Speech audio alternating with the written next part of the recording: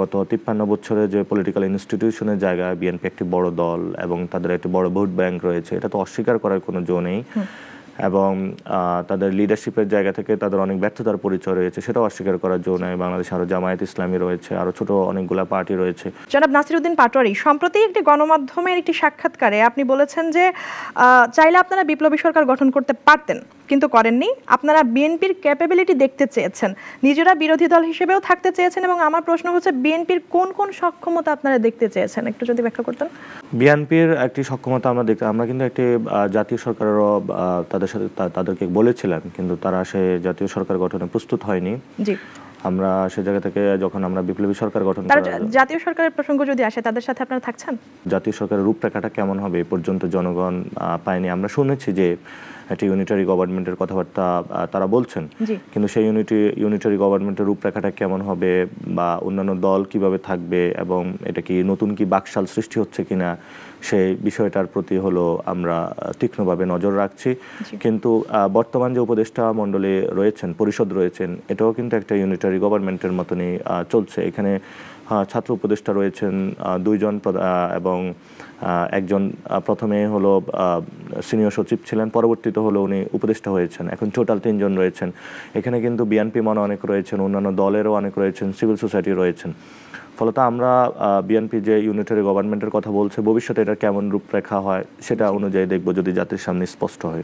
আপনারা যে বলছেন যে বিএনপির সক্ষমতা দেখতে চান, আমরা বিএনপির সক্ষমতার বিষয়টা হলো যে তারা জনগণকে কতটুকু কাছে টানতে পারে। আমরা যে বলেছিলাম জনগণের যে পাওয়ার, সেই জনগণের কাছে যাওয়ার জায়গাটা তারা কতটুকু আস্থা অর্জন করতে পারে, যেটা গত শেখ হাসিনা আমলে বারবার তারা বলেছে যে আমরা ফেসিস্ট সরকারের কারণে এটা পারছি না। তো তাদের সামনে সেই সুবর্ণ সুযোগটা এসেছে, তারা জনগণের কাছে। তাহলে আপনাদের লক্ষ্যটা কি? আমাদের লক্ষ্যটা তো হলো একদম স্পেসিফিক, জনগণকে প্রাইম করে যারা রাজনীতি থাকবে নিজেদের মধ্যে হলো একটা আন্ডারস্ট্যান্ডিং এর ভিত্তিতে গিয়ে পলিসি বেসিসে ওল্ড কালচারকে বিলোপ করে নতুন একটি সিস্টেমের মধ্যে দিয়ে আসবে একটি সুন্দর বাংলাদেশের প্রত্যাশা, এবং এটাই আমাদের লক্ষ্য। সুতরাং ক্ষমতা আপনাদের মূল লক্ষ্য নয়। জনগণ যদি মনে করে যে ক্ষমতা তাদের কাকে দিবে, এটা জনগণের একদম উপরে।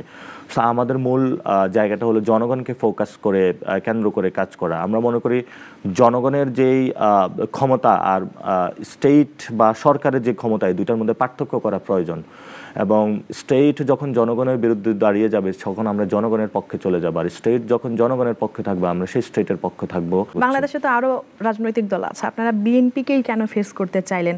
মানে বিএনপির প্রসঙ্গ কিসের প্রেক্ষিতে আসলো? মানে বিপ্লবী সরকার তো সাধারণত কাউকে তোয়াক্কা করার কথা না, কিন্তু আপনারা বিএনপি কেটে নিয়ে আনলেন। মানে আপনারা কি নিয়ে সন্দিহান? কোনোভাবে কি তাদের গ্রহণযোগ্যতা নিয়ে সন্দিহান ছিলেন? বিএনপি তো বর্তমানে একটি বড় রাজনৈতিক দলের জায়গা থেকে ভূমিকায় রয়েছে, এবং গত ৫৩ বছরে যে পলিটিক্যাল ইনস্টিটিউশনের জায়গায় বিএনপি একটি বড় দল এবং তাদের একটি বড় ভোট ব্যাংক রয়েছে, এটা তো অস্বীকার করার কোনো জো নেই। এবং তাদের লিডারশিপের জায়গা থেকে তাদের অনেক ব্যর্থতার পরিচয় রয়েছে, সেটাও অস্বীকার করার জো নেই। বাংলাদেশে আরো জামায়াত ইসলামী রয়েছে, আরো ছোট অনেকগুলা পার্টি রয়েছে। ফলত একটি রাজনৈতিক প্রক্রিয়াগত যখন একটি রাষ্ট্র স্টেবল হয়, তার পলিটিক্যাল অর্গানগুলো কাজ শুরু করে, সেই জায়গা থেকে বিএনপি, জামায়াত, এবি পার্টি, গণপরিষদ, গণসংহতি আন্দোলন, সবগুলো দলের সাথে কিন্তু আমাদের যোগাযোগ ছিল, কথাবার্তা ছিল।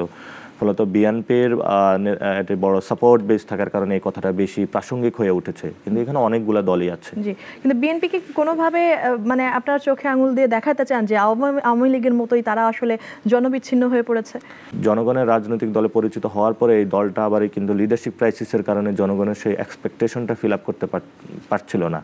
তো সেই জায়গা থেকে আমরাও চাই যে তারা জনগণের যে এক্সপেকটেশনটা আছে সেটা তারা ফিল আপ করুক, এবং জনগণের বাহিরে গিয়ে যে রাজনীতির সংস্কৃতির যে চর্চা, সেই জায়গাটা থেকে তারা বেরিয়ে এসে তারাও জনগণমুখী কাজ করুক, আমরাও জনগণমুখী কাজ করি, অন্যান্য জনগণও কাজ করুক। জনগণের মধ্যে থেকে যে দলটা তখন জনগণ বেছে নেয় আগামীতে পলিসি বেসড, তারাই বাংলাদেশের রাজনীতিতে প্রাসঙ্গিক থাকুক।